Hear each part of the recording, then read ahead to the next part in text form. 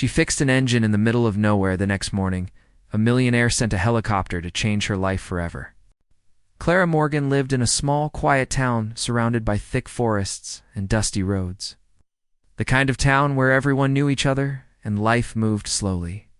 People grew their own vegetables, fixed their own things, and trusted their neighbors more than any outside help. Clara had been born there and had never left, not even once. She was a simple woman, but strong, kind, and clever. Life had not been easy, but she never complained. Instead, she worked hard every single day and did her best to raise her teenage son, Caleb. Clara's house stood at the edge of town near the woods, with a small garden in the back and a crooked old shed beside it. That shed was where Clara worked. It was filled with tools, wires, engines, nuts and bolts, and the smell of oil and metal. That little repair shed was her world. It wasn't much, but to Clara, it was everything. It was where she fixed broken farm machines, old trucks, and even the occasional motorcycle or generator. People from the nearby villages would come to her when their machines stopped working because they knew she had a gift. Clara could fix anything, and she never overcharged. Sometimes she didn't charge at all, especially if she knew the family was poor. Clara had learned everything she knew by herself. Her husband, Sam, had been a mechanic too. Taught her a few things before he died in a road accident 8 years ago. After that, Clara had to learn on her own. She studied books, watched old videos on a slow internet connection, and most importantly, used her hands. She tried, failed, and tried again until she got it right. She was not just a repairwoman, she was an artist of machines. But she never saw herself that way. To her, she was just doing what needed to be done. One cloudy afternoon, Clara finished her day's work earlier than usual. She had gone into town that morning to buy chicken feed and some tools. On her way back home, driving her old pickup truck on a narrow forest road, she saw something unusual. A shiny black SUV was parked at the side of the road. The hood was open, and someone stood beside it, waving his arms, clearly frustrated. Clara slowed down. Most people in that area didn't drive such fancy cars. The man didn't look local either. His clothes were clean and expensive, and his shoes looked like they had never touched mud before. She parked her truck a few feet away and stepped out. "Need help?" she asked in her calm, steady voice. Man turned to look at her. He seemed surprised, maybe because she was a woman, or maybe because she looked so ordinary. She wore faded jeans, a work shirt, and boots with dried mud on them. Her hair was tied in a rough bun, and there was a black, grease stain on her cheek. The man gave a half smile but seemed unsure. "I don't think you can help with this," he said, looking back at the engine. Clara ignored the comment and walked toward the SUV. She peeked under the hood and saw the problem almost immediately. "Fuel injectors clogged," she muttered. "Out. It's not getting the mix it needs." The man looked confused. "How do you know that?" "Out." Clara shrugged. "I've seen this happen before. Got a screwdriver?" "Out." The man blinked. I don't think so." She smiled slightly. "That's okay. I've got tools in my truck." Before the man could stop her, she returned with a small toolkit and got to work. She worked quietly and quickly, her hands moving like they had. "Done this 100 times?" The man watched in silence. He seemed amazed that she knew exactly what to do. In less than 20 minutes, she had removed the clogged injector, cleaned it with a special fluid she always carried, and put everything back in place. Then she stepped back and said, "Try it now." The man climbed into the driver's seat and turned the key. The engine coughed once and then roared to life. He looked at her through the window with wide eyes. "How did you do that?" he asked, getting out of the car again. Clara wiped her hands on a cloth and shrugged. It wasn't that bad, just needed a little cleaning. The man shook his head in disbelief. "That's incredible. I've had this car in and out of garages for a week now. No one could figure it out." She smiled politely and began packing her tools. "You saved me," the man said. "Can I pay you?" Clara paused. "No need," she said. "To help?" He looked confused. "Are you sure?" "I can give you." She cut him off gently. "You were stuck in the middle of nowhere. I wouldn't want anyone to leave me stranded like that. It's not about money." The man didn't know what to say. People like him were used to solving problems with money. But this woman had just helped him, with no questions, no hesitation. And now she was walking away like it was nothing. "What's your name?" he asked. "Clara Morgan," she replied. He nodded slowly. "I'm Vincent Hartley." She nodded, not recognizing the name. "Nice to meet you, Vincent. Drive safe." And with that, she got into her old truck and drove away, leaving behind a man who was more shocked than grateful. Vincent stood there for a long time after the sound of her truck faded into the forest. He was not used to being helped, especially not by someone like hers, someone who didn't care about his wealth, his suit, or his fame. That night, Clara returned home, made dinner for her son, and went to bed early. She didn't mention the man in the SUV to Caleb. To her, it wasn't a big deal. She had helped someone, that was all. There were chores waiting the next day, engines to fix, and bills to pay. Life for Clara went on like always, but miles away. In a luxurious hotel suite, Vincent Hartley could not stop thinking about the woman in the woods. Vincent was one of the richest men in the country, tech billionaire, known for his smart software empire and huge fortune. He had traveled all over the world, met important people, and stayed in the finest places. But that day, on that muddy road in the middle of nowhere, he had been helped by a woman who had no idea who he was, and she had done it with more honesty and skill than anyone he had ever hired. Vincent kept remembering her hands rough, but confident, her calm face, the way she spoke with no fear, no pride. She had refused his money. His name hadn't impressed her. She had walked away without even giving him her phone number. It wasn't just her talent that amazed him, it was her quiet strength. She had fixed his car like it was the simplest thing in the world, and yet she had left the biggest impression on him. He wondered where she lived.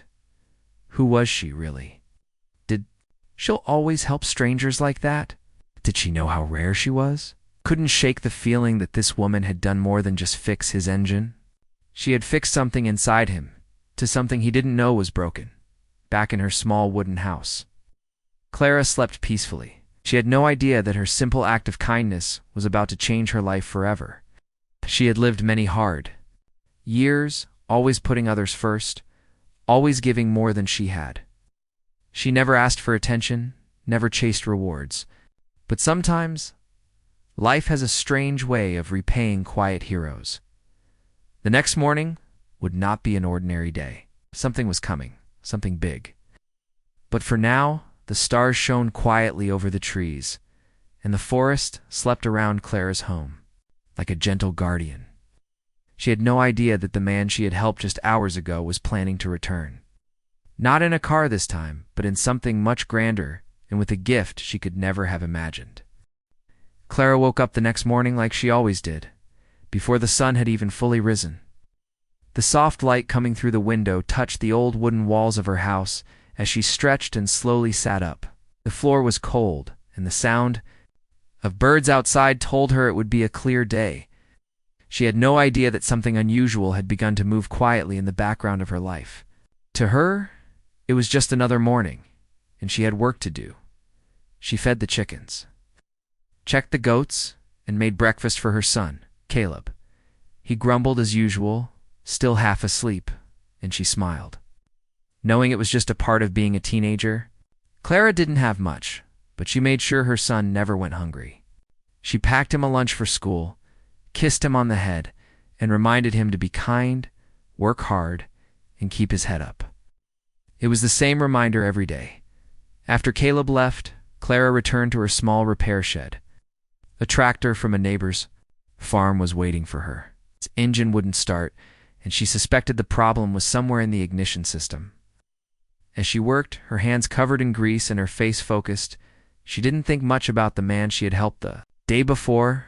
To her, it was just one more good deed, one more engine she had fixed, but miles away. Vincent Hartley was sitting in the back of a luxury car, scrolling through his phone, trying to find out more about the mysterious woman named Clara Morgan. He had asked his assistant to do some digging. All they could find was a small online listing for a one-woman repair shop located in a tiny rural town. No business website, no social media presence, no flashy advertisements. It's just a name, a place, and a phone number that went to a basic answering machine. Vincent wasn't sure why he was so affected by her. He had met engineers, scientists, inventors, and world-famous entrepreneurs, but something about Clara was different. She hadn't cared who he was. She hadn't tried to impress him or take advantage of the moment. She had simply fixed the problem and walked away. That kind of honesty was almost impossible to find, especially in his world. He kept remembering her words. Helping someone in trouble doesn't need a price tag. Simple words, but powerful. Words that had made him think about his own life in a way he hadn't done in years. Later that day, he made a decision. He wasn't just going to thank her, he was going to do something that truly showed his appreciation. He didn't want to send money in an envelope or a box of chocolates with a thank you card. That wouldn't feel right. Clara didn't care about luxury. She valued usefulness, honesty, and quiet strength. So if he was going to do something, it had to match her spirit. He called a few people, made a few arrangements, and by evening, a plan was in place.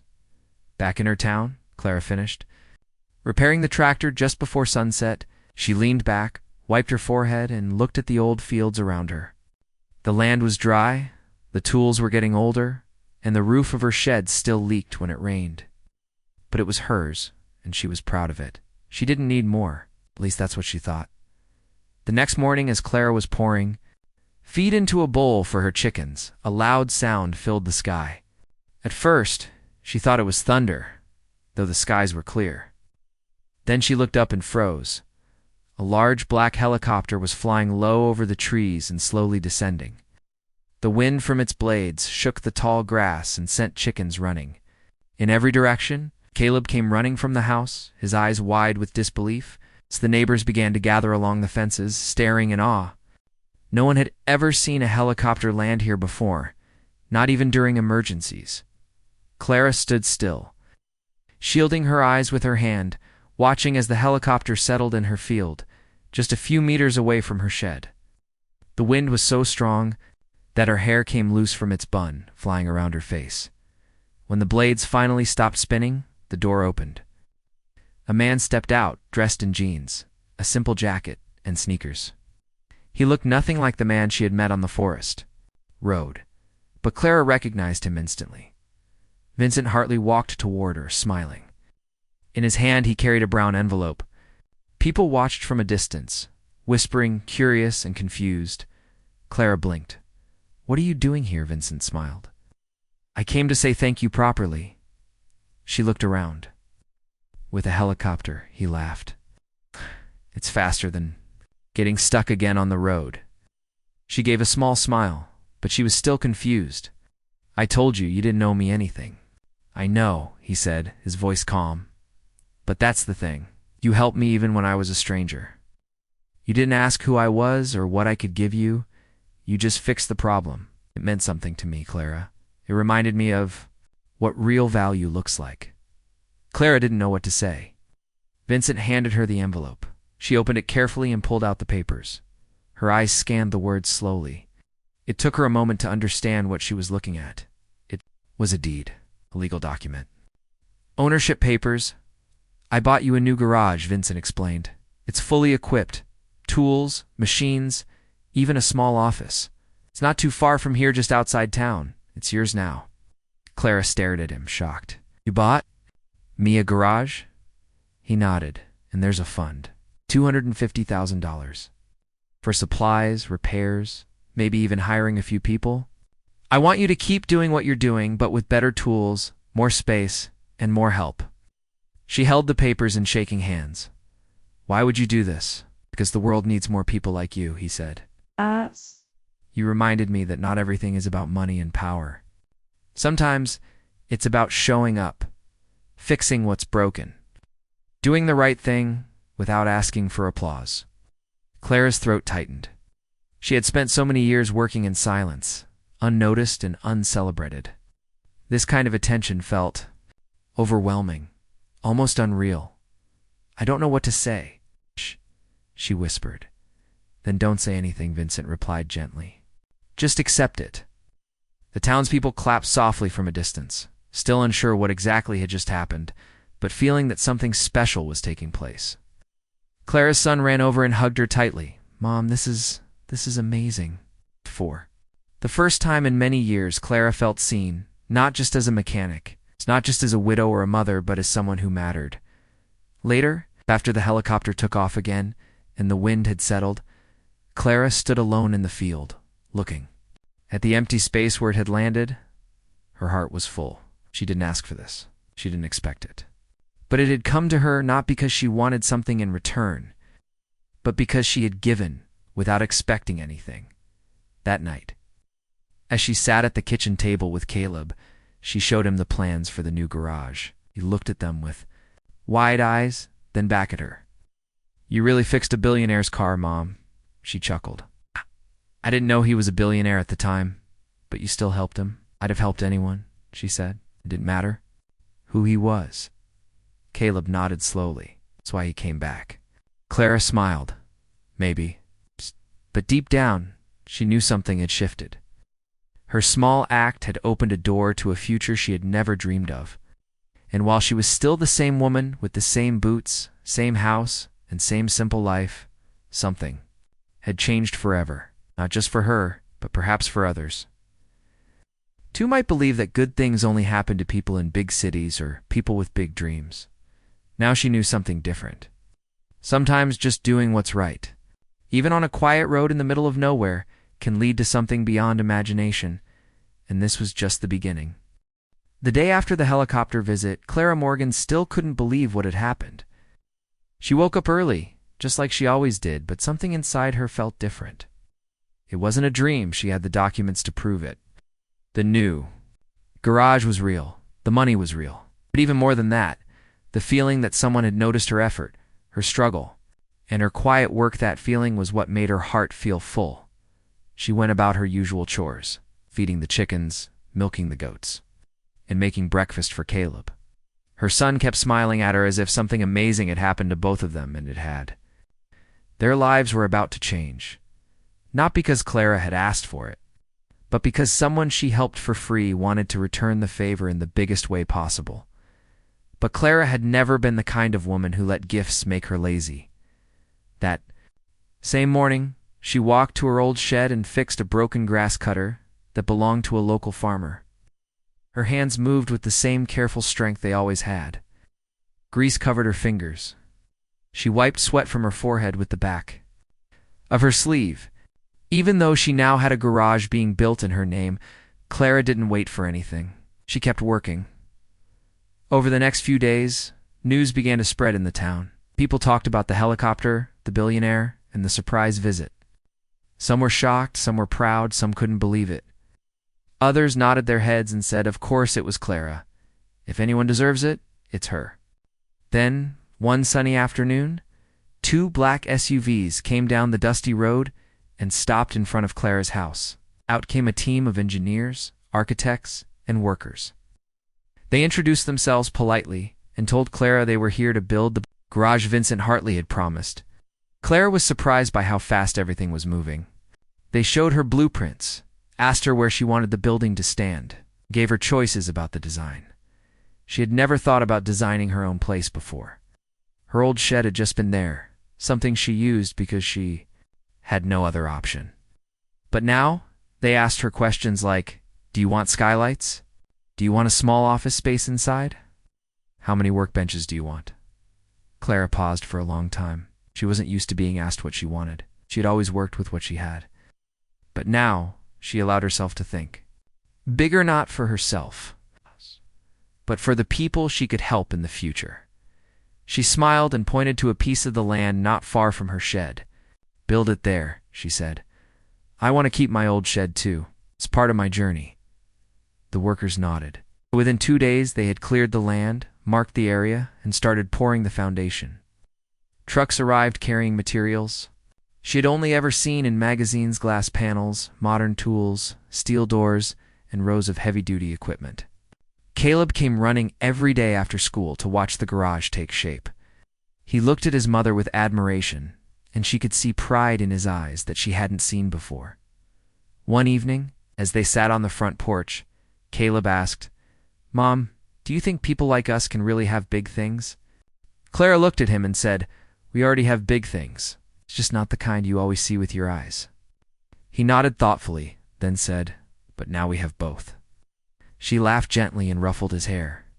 "Maybe we do." By the end of the second week, the garage was nearly done. Inside had a shiny cement floor, tool cabinets, a small reception area, and even a break room. There were shelves for engine parts, a high-tech diagnostic system, machines Clara had never used before but was excited to learn about. One morning, Clara received a call. It was from Vincent. "Are you free tomorrow?" he asked Clara, wiping. Her hands with a towel replied, "I usually am." He said, "I'd like to visit again. There's someone I want you to meet." Clara agreed, curious but calm. The next day, just after noon, the same helicopter returned, this time landing. On the newly cleared land beside the garage, Vincent stepped out, along with a woman dressed in a dark green blazer and holding a briefcase. "This is Maria Patel," Vincent said. "She runs a foundation that supports local talent across the country, especially in technical education and rural development. I told her about you." Maria smiled warmly and shook Clara's hand. "You're famous in our office. Everyone watched the video of you fixing the SUV in the woods." Clara laughed, a little embarrassed. "I didn't even know someone recorded that." Vincent grinned. "I did. I had a dash cam running. I showed it to my team. They were amazed." Maria opened her briefcase and pulled out a proposal. "We'd like to partner with you, Clara, with your skill, your story, and this new garage. You could start a training program especially for young girls who want to learn mechanics but don't have access to teachers." Clara was quiet for a moment. She looked at the garage, then back at Maria. "I've thought about that before," she admitted. "A lot of girls ask me how I learned. I had some want to fix things too, but their families think it's men's work. I've always wanted to show them it isn't." Maria smiled wider. "That's exactly what we believe too." They sat together that afternoon and discussed a plan. Clara would run a weekend workshop every Saturday. The foundation would provide learning kits, online resources, and even small scholarships for students who wanted to train full-time. The classes would be free. Clara would receive a teaching fee, but more than money, she'd get the satisfaction of changing lives. By the time they left, Clara had signed her first ever partnership contract. Later that evening, the sky turned pink with sunset, and Clara sat alone on a bench outside her house. The new garage stood proudly to her right, and the sound of a breeze moved softly through the trees. She felt something inside her shift, not just joy, not just gratitude, but a strong, steady belief that she was exactly where she needed to be. That weekend, her first student arrived. It was a 12-year-old girl named Emily, who lived in the nearby town. She wore oversized overalls, carried a notebook, and had a spark in her eyes. "I want to fix engines," she told Clara. Clara smiled. "Then you're in the right place." As they bent over a motor together, Clara explained how a carburetor worked. Emily listened carefully, asked questions, and wasn't afraid to get her hands dirty. By the end of the class, she had disassembled and reassembled a small lawnmower engine all by herself. Clara felt something she hadn't felt in years: hope. Not just for herself, but for the future. More students came the following week, then even more. Girls, boys, teenagers, and even a few adults who had always wanted to learn. Some brought broken fans, some brought rusted chainsaws, some just brought curiosity, and Clara welcomed them all. Soon, people started calling the place not just Clara's garage, but Clara's academy. Reporters showed up again. A TV crew filmed a segment about her story, and it aired nationally. Emails came from people in other states, asking if she could open another branch someday. But Clara didn't care about fame. She still wore the same boots, still made her tea on an old stove, still worked with her sleeves rolled up and her heart open.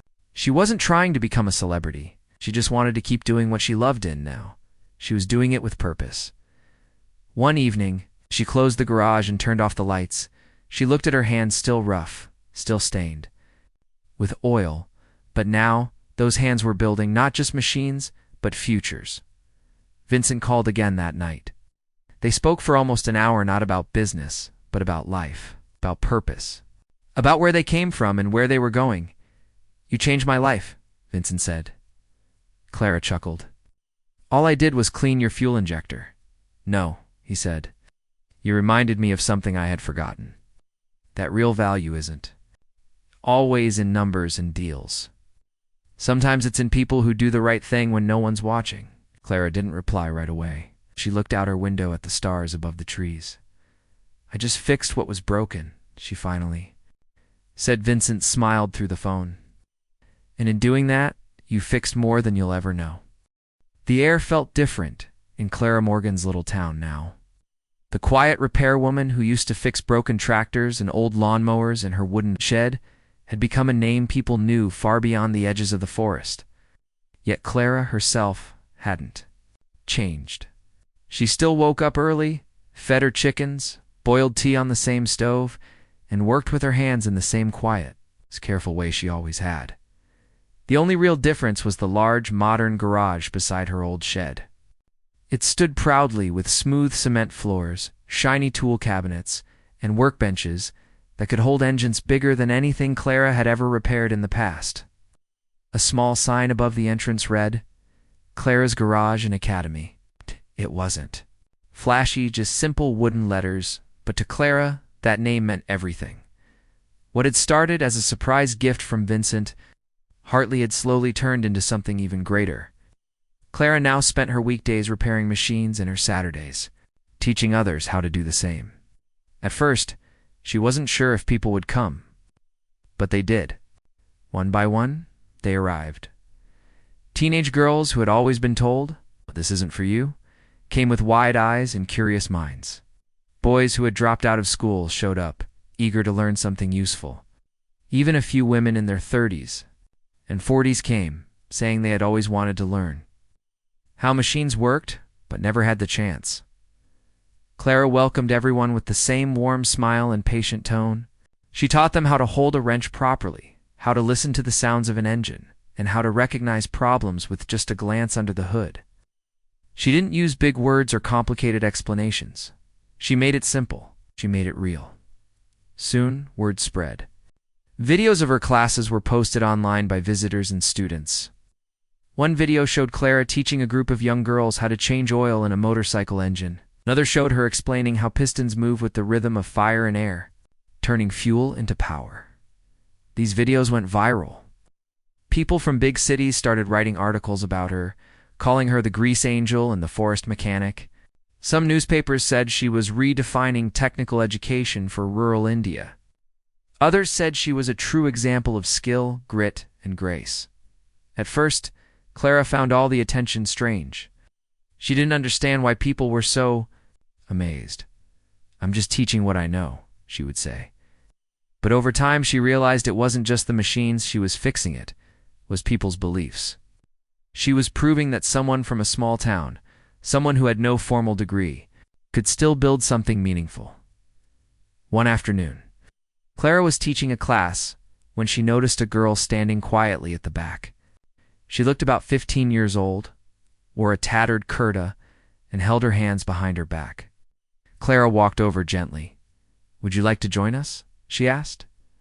The girl looked nervous. "I didn't register. I just came to watch." Clara smiled. "We don't turn anyone away here. If you want to learn, you're welcome." The girl nodded slowly and stepped forward. Her name was Asha. Her father was a farmer, and her mother worked in a nearby rice mill. They had little money. And Asha had dropped out of school the previous year. But she had always been fascinated by machines. She used to sneak into the village mechanic shop just to watch him work. Clara saw something in Usha hunger to learn. The same fire she once had when she was younger.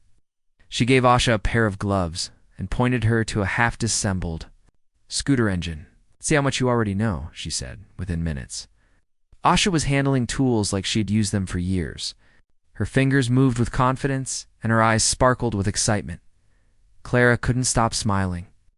This was what the garage was truly for, not to become famous. Not to impress people, but to give someone like Asha a chance. Soon, Clara created a small scholarship program with the help of Maria Patel's foundation.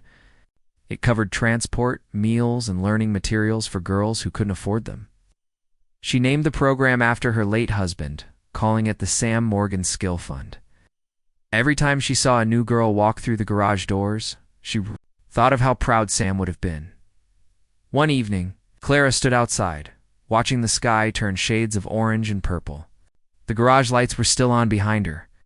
Caleb sat beside her, his school books on his lap. He had started helping out too, assisting during classes, organizing tools, managing small tasks. "You know," he said, "a few boys at school said you're famous now." Clara chuckled. "It's famous? I still milk goats every morning." He laughed. "They said they saw you on Instagram. Someone posted a clip from your class. It had like 1 million views." Clara raised an eyebrow. "Is that good?" Caleb nodded. "Huge, Mom." She looked away, thoughtful. "Funny, isn't it? I spent years fixing machines no one noticed. And now, just because someone filmed it, people care," Caleb said. "Maybe they didn't know people like you existed before." That sentence stayed. With her, maybe the world hadn't seen enough women fixing engines with their bare hands. Maybe they needed to be reminded that skill doesn't wear a suit. Sometimes it wears worn-out boots and carries a wrench. A few days later, Clara received an invitation. It was from a national education summit in New Delhi. They wanted her to come and speak about rural skills training and the future of hands-on education. Clara stared at the letter for a long time. She had never flown in a plane before, never stood on a stage, never given a speech. When she told Caleb, he lit up. "You have to go." Nice. "But what would I say?" she asked. "I'm not a speaker." "Tell them the truth," he said. "Tell them your story." She agreed. The foundation helped arrange her trip, and for the first time in her life, Clara stepped into an airport.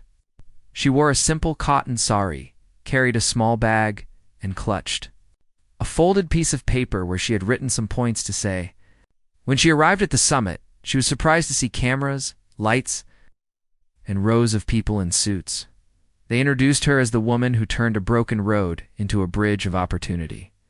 Clara walked onto the stage slowly. She stood behind the microphone, took a deep breath, and looked at the crowd.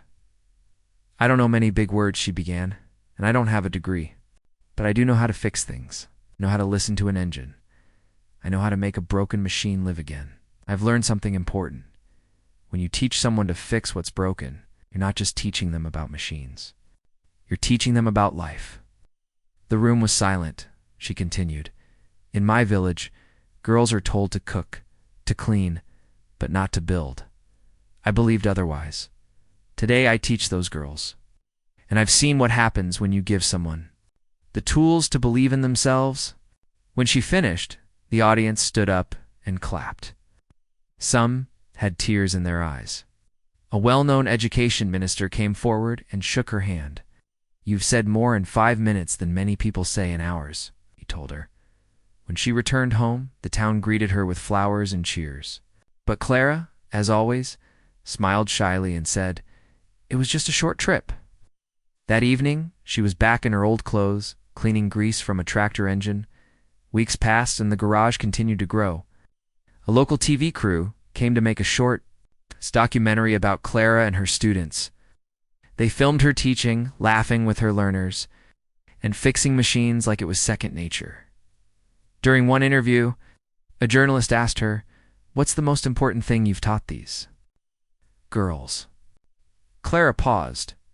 That their hands are strong, that their minds are sharp, and that they don't have to wait for someone to rescue them. They can rescue themselves. And that answer was shared widely across the country. People wrote to her thanking her for being an inspiration. Schools invited her to speak. GOs asked if she could train their trainers. But Clara never lost focus.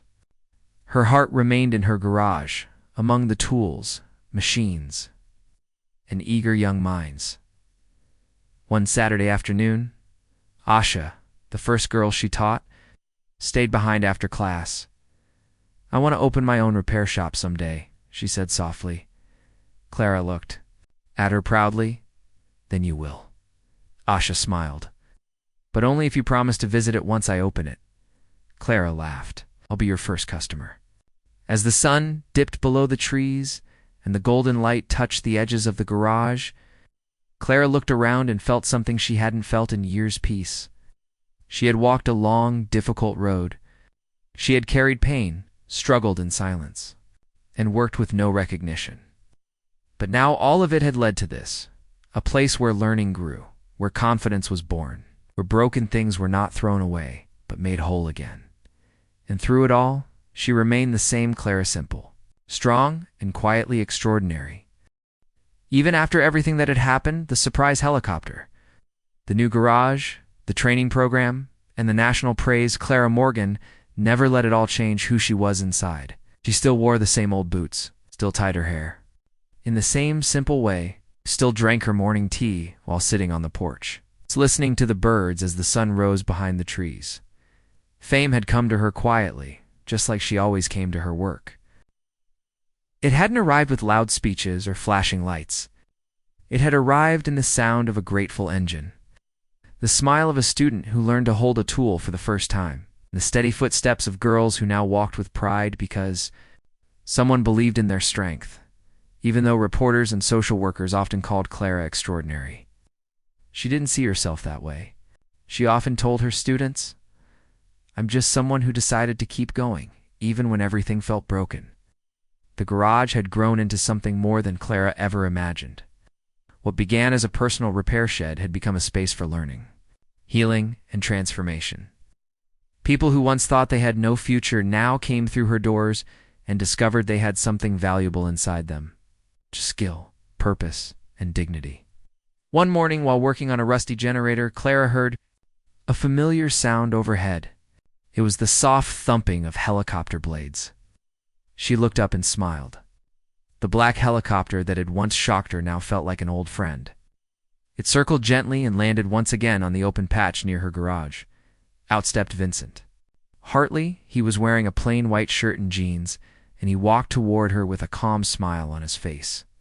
Behind him was a woman Clara had never seen before, elegant, tall, and carrying a small leather folder. Clara wiped her hands on her rag. "You again," she said, grinning. Vincent laughed. "I told you I'd keep coming back," he introduced. The woman beside him, "This is Elisa Moreno. She's the director of an international organization that supports local heroes across the globe." Lisa stepped forward and shook Clara's hand warmly. "We've heard so much about you, Clara. Your work has been spreading far beyond your country. We'd like to honor you." Clara frowned, not understanding. "Honor me how?" Eliza opened the folder and showed her a certificate. It had her name written in gold and mentioned an international award for grassroots innovation and empowerment. "You've changed more lives than you know," Elisa said. "Not with speeches, but with action, with your hands, with your heart. You've taught girls that they can do anything." Clara was quiet for a long time. She looked at the certificate but didn't say a word. Then she turned and looked at her garage, her tools, the oil stains on the floor, and the young students. Working in the background, she finally said, "I don't need an award to know what I've done matters. But I'll accept it, not for me, but for every girl who thought she wasn't enough." The next week, a small celebration was held in her town. Local leaders, school children, parents, and neighbors all came to honor Clara. She was given a beautiful wooden plaque with her name carved in it.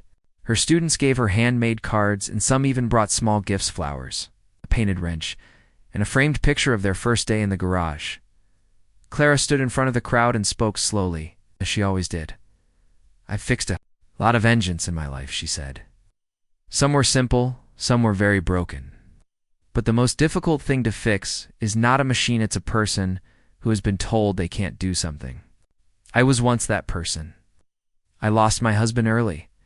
I had no money, no formal education, but I had my hands.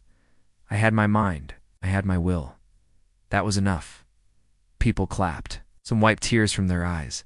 Then Clara added, "If you give someone the tools and tell them you believe in them, they can build a whole new life." After the celebration, Clara returned to her regular routine. That was the way she liked it. She didn't enjoy sitting under bright lights or hearing too many compliments. She found her peace in turning a stubborn bolt, feeling the weight of a spanner in her hand and hearing an engine come back to life. Weeks turned into months. Clara's academy continued to grow. The foundation helped her launch a small mobile van that could carry tools to nearby villages. Now Clara and her students could travel to places where people didn't have the means to bring machines to her. They fixed water pumps, farm tools, and school fans. They taught simple repair tricks to villagers and left behind instruction manuals written in the local language. One day, while returning from one such village, Clara saw a familiar girl sitting under a tree with a notepad in her lap. It was Asha, her first student. "What are you writing?" Clara asked. Asha smiled. "Plans. I've been thinking of opening my own garage." Clara sat beside her. "Tell me more." Asha explained her idea, starting a small all-women repair team in her village. She wanted to combine repair services with training for local girls. She had already saved up some money from helping Clara and was ready to take the next step. Clara listened carefully, nodding with pride. "You're ready," she said. "Only because you taught me," Asha replied. "No," Clara corrected her, "because you were willing to learn. I just opened the door. You walked through it." In the next few months, with Clara's help, Asha opened her garage. It was small but clean and bright. She called it Asha Fixes. The sign had a drawing of a wrench shaped like a flower. It became popular quickly. Local families trusted her. Girls from her village came to her saying, "If you can do it, maybe I can too." Clara visited often, but let Asha lead. That was important to her. She didn't want followers. She wanted leaders. Meanwhile, Vincent stayed in touch. He came to visit from time to time, bringing more people who wanted to learn from Clara's methods. Once he brought a group of young tech developers who asked if Clara wanted to build an app to track student progress. Clara smiled and said, "I still use a notebook and it works fine, but if you can teach me, I'll learn." So they taught her how to use a tablet. Clara was slow at first but determined. She didn't want to fall behind. Soon she was logging repairs, making attendance sheets, and even watching tutorial videos to improve her own skills. One rainy evening, after everyone had gone home and the lights in the garage were off, Clara sat on the porch alone. The rain tapped gently on the tin roof. She wrapped her shawl tighter around her shoulders and sipped her tea. Her mind wandered back to the day she had met Vincent. That day in the woods, with a broken SUV and a stranger who didn't believe she could help. How strange that everything had started from a simple act of kindness, no planning, no reward expected. She smiled to herself. Life had taught her many things. That hardship could shape you, but it didn't have to break you. That small things, one act, one decision could change everything. And most of all, that skill, when mixed with humility, could create something powerful. The next morning, she had a new student, a boy named Deepu, who had never held a tool before, but wanted to learn how to fix his grandfather's sewing machine. Clara welcomed him with the same warmth she gave to everyone. "Let's get your hands dirty," she told him, handing him a screwdriver. As the machine parts came apart one by one, Deepu listened closely. Clara's voice was calm and clear, guiding him like a river guides a boat. Outside, the sun was rising. The garage buzzed with the sound of learning. Engines turning, metal clinking, voices laughing, and the steady hum of progress Clara didn't need medals or applause. Her reward was in every student who found confidence, every broken machine that worked again, and every dream that was no longer out of reach. Years later, when someone asked her what made her say yes to helping that rich man on the road, she replied, "I didn't help a rich man. I helped someone in trouble." That's just what you do when you know how to fix things. That was Clara Simple, kind, brilliant in her own quiet way. The woman who turned a roadside favor into a lifelong mission. The woman who proved that greatness doesn't need a stage, only needs a strong heart and willing hands.